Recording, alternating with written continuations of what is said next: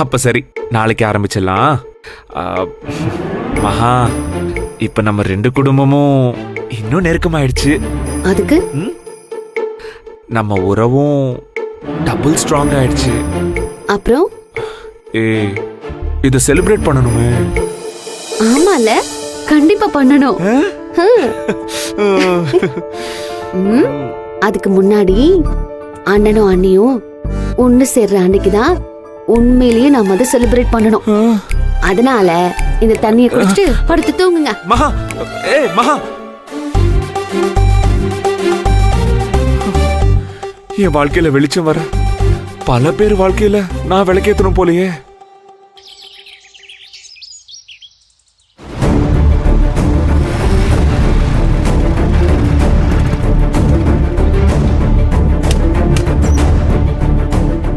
Hi Akila, சாரிடி, டிராஃபிக்ல கொஞ்சம் late ஆயிடுச்சு. கோச்சிக்காது என்ன? எனக்கு கோவம்லாம் இல்லை கதிர். நீயும் முன்னாடிலாம் எனக்காக இப்படி தானே வெயிட் பண்ணிருக்க. புரிஞ்சுக்கிட்டா சரி. சரி சொல்டி, ஏதாவது பிரச்சனையா? வர சொல்லியிருக்க? இல்லையே, ஏன் திடீர்னு பிரச்சனையான்னு கேக்குற? ஒன்னும் இல்லடி, வெளியே போலாம், மீட் பண்ணலாம், ரெஸ்டாரண்ட் போலாம், மூவி போலான்னு எப்பயும் நான் தான் சொல்லுவேன். உன் காலில் விழுவேன், நீ கண்டுக்கவே மாட்ட, ஏதாவது சொல்லி தப்பிச்சுப்ப. ஆனா இப்போ நீயா ஃபோன் பண்ணி கூப்பிட்டுருக்கியே, அதான் ஏதாவது பிரச்சனையோன்னு பயந்துட்டேன். டேய், கிண்டல் பண்றியா? சேச்சா, நான் எதுக்கு உனக்கு கிண்டல் பண்ணோம்? சத்தியமா இல்லடி. கவினை வீட்டில் ட்ராப் பண்ணலான்னு கூட்டு போயிட்டு இருந்தேன். நீ கால் பண்ண உடனே அவனை அப்படியே பைக் டாக்ஸி புக் பண்ணி வீட்டுக்கு அனுப்பி விட்டுட்டு உன்னை தேடி ஓடி வந்தான் தெரியுமா? நேத்து என்ன பண்ண கதிர்? ஐயோ, நேற்று பிரணிகா கூட படத்துக்கு போனதை இவகிட்ட சொல்லாமல் மறைச்சிட்டோமே. இப்போ சொன்னா ஏன் முன்னாடியே அதை சொல்லலைன்னு கத்துவா. சொல்லாதது சொல்லாததாவே இருக்கட்டும், சமாளிப்போம். கதிர், நீ என்ன கேட்ட?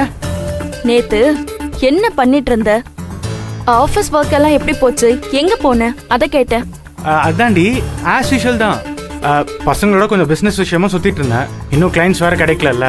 அப்புறம் இந்த கம்ப்யூட்டர், லேப்டாப்பு இதெல்லாம் வாங்க ஏஜென்சி தேடிட்டு இருந்தோம். ஒரே அலைச்சல் அகிலா. நேற்று சரியான டயர்டு வேற. நான் வீட்டுக்கு கூட போகலன்னா பார்த்துக்கோ. ஏன் நம்ம வினோத் இருக்கான்ல, அவன் ரூம்லேயே படுத்து தூங்கிட்டேன். ஓ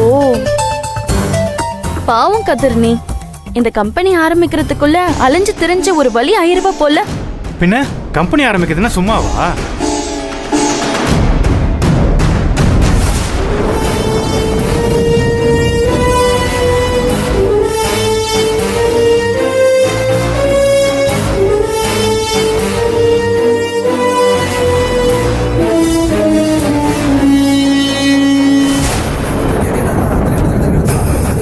என் பர்ஸ் எப்படி அகிலா கிட்ட? ஒருவேளை பிரணிகா கொடுத்துருப்பாளோ? படத்துக்கு போனதை வேற சொல்லிட்டாலான்னு தெரியலையே. என்னடா இந்த டே நல்லா போகுதுன்னு நினைச்சேன். அகிலா, என் பர்ஸ் எப்படி உன்கிட்ட? அதுவா, நேத்து நீயும் பிரணிகாவும் படத்துக்கு போயிருந்தீங்கல்ல, அப்போ உன் பர்ஸ மறந்து வச்சிட்டியா? பிரணிகா என்ன மீட் பண்ணி இந்த பர்ஸ உனக்கு கொடுக்க சொல்லி சொன்னாங்க. அதான். இல்லடி, நான் எக்ஸ்பிளைன் பண்றேன். ஏன் கதிர் என்கிட்ட போய் சொன்ன? நீ ஏன் இதெல்லாம் என்கிட்ட சொல்லல? நான் உங்ககிட்ட சொல்லக்கூடாதுலாம் இல்ல. நான் உங்ககிட்ட எதை மறைச்சிருக்கேன் சொல்லு? இது ஒரு பெரிய விஷயமே இல்ல. அதுவும் இல்லாம நேத்து வேற டென்ஷன்ல அப்படியே மறந்துட்டேன்டி. சரி, நேத்து மறந்துட்ட. இப்ப நான் கேட்டேன்ல, இப்ப என்கிட்ட சொல்லிருக்கலாம்ல. ஏன் கதிர் சொல்லல? இல்லடி, முடிஞ்சு போன விஷயத்தை எதுக்கு உங்ககிட்ட சொல்லணுமேன்னு சொன்னா நீ டென்ஷன் ஆவ. இது பெரிய விஷயமே இல்லடி, விட. டேய், உனக்கு இது பெரிய விஷயமா இல்லாம இருக்கலாம், எனக்கு இது பெரிய விஷயம் தான். ஏன் சொல்லலன்னு சொல்லு. அகிலா ப்ளீஸ், கத்தாத, ரிலாக்ஸ் ஆகு. ரோடுடி, எதா இருந்தாலும் பேசி சரி பண்ணிக்கலாம். எல்லாரும் பாக்குறாங்க, அசிங்கமா இருக்கு. மெதுவா பேசு. ஓ, இங்க என்ன பிரச்சனை போயிட்டு இருக்கு? என் மனச பத்தி உனக்கு கொஞ்சம் கூட அக்கறையே இல்லல்ல. அடுத்தவங்க பாக்குறாங்கன்னு உனக்கு அசிங்கமா வேற இருக்கு. அதுக்காகலாம் என்னோட எமோஷனை நான் கண்ட்ரோல் பண்ணிட்டு இருக்க முடியாது கதிர். அகிலா சாரி டி, ப்ளீஸ். நான் சொல்லாத என் தப்பு தான், நான் ஒத்துக்கிறேன். ஆனா நிச்சயமா உன்கிட்ட சொல்லக்கூடாதுன்னா இல்ல. என்னை பத்தி உனக்கு தெரியும்ல, நான் தெரியாம மறந்துட்டேன் டி. இனிமே இந்த மாதிரி விஷயம் நடக்கவே நடக்காது. இனிமே நான் பண்ண மாட்டேன் டி. ப்ளீஸ் ப்ளீஸ் என்ன நம்பு. என் லவ்வரா இருந்தப்போ என்கிட்ட எல்லாத்தையும் சொன்ன கதிர். நான் இப்போ ஒய்ஃப் ஆனதுக்கு அப்புறம் எல்லாத்தையும் என்கிட்ட மறைக்க ஆரம்பிச்சிட்டல நீ. இதை உன்கிட்ட நான் கொஞ்சம் கூட எதிர்பார்க்கல கதிர். நான் சொல்றத புரிஞ்சுக்கோடி. அகிலா, அகிலா நில்லு. நான் வேணுமே பண்ணடி. சொல்றத புரிஞ்சுக்க மாட்டேன். கௌரி, மகா, வெண்ணிலா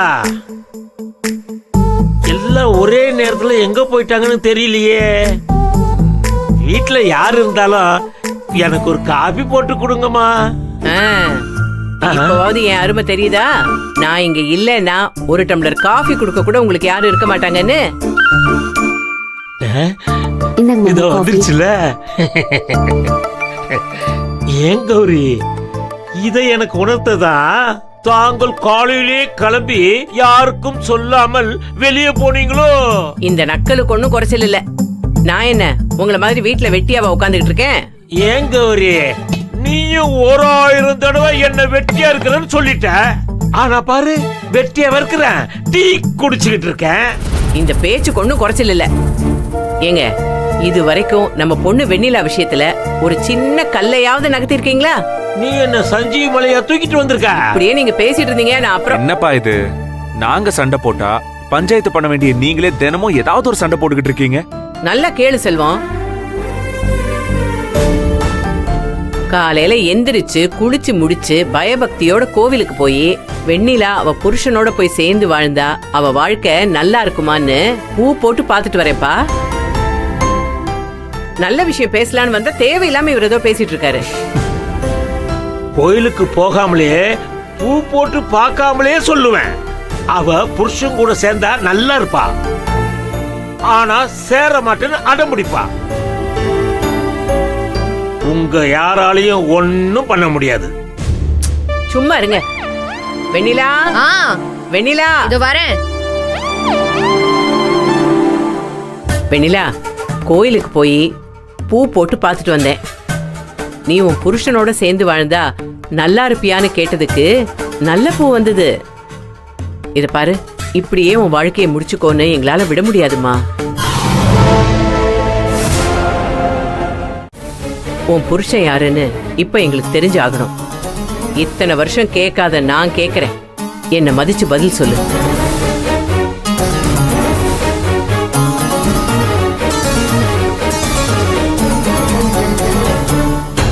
அக்கா, உனக்காகவும் மதிக்காகவும் தான் கேக்குறோம். இந்த வீட்ல இருக்கிற அத்தனை பேருக்கும் ஓ மேலயும் மதி மேலயும் அக்கறை இருக்கு. அதனாலதான் உன்னை தனியா இருக்க விடாம உனக்கு ஒரு துணை வேணும்னு கேக்குறோம். அம்மா சொன்ன மாதிரி இந்த விஷயத்துல நீ முன் வந்து பேசினாதான் எங்களால ஏதாவது பண்ண முடியும்.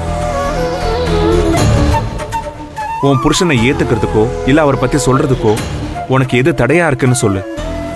திரும்ப இத பத்தி யாரும் பேச வேண்டாமே ப்ளீஸ். நான் ஏற்கனவே ரொம்ப அடிபட்டு நொந்து போயிருக்கேன். இங்க பாருக்கா, இன்னொரு 5 வருஷத்துல மதி பெரிய பொண்ணு ஆயிடுவா. அப்புறம் பொண்ணு பெரியவள் ஆயிட்டா இதுக்கப்புறம் எனக்கு எதுக்கு வாழ்க்கைன்னு உன் வாழ்க்கையே முடிஞ்சு போயிடும்க்கா.